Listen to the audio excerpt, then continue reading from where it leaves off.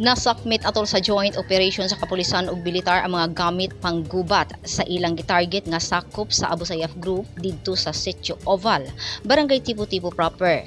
Tipo-Tipo dinhi sa probinsya sa Basilan niadtong Sabado, Agosto 20.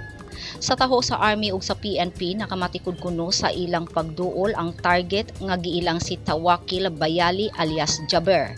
Ug dali kining miikyas pahilayo sa maong lugar, maong wala kini hisakpi sa naglihok nga mga tropa.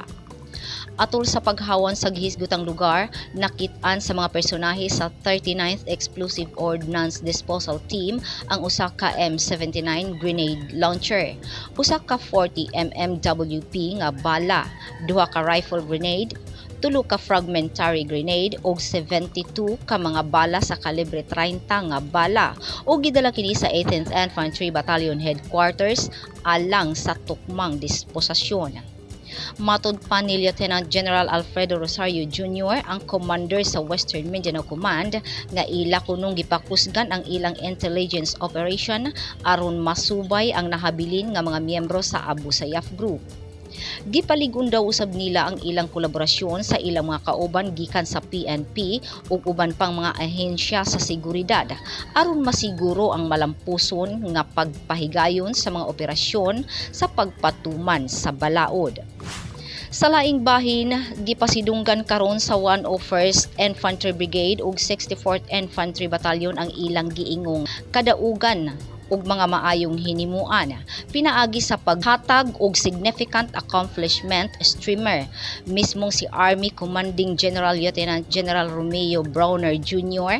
miadto dinhi sa tropa sa militar sa Basilan aron personal nga tan-awon ang kahimtang sa mga tropa ug paghatag og significant accomplishment streamer sa mga personahe sa 3 Red Arrows ug 101st Brigade sa Barangay Tabiyawan, Isabela City ning probinsya sa Basilan.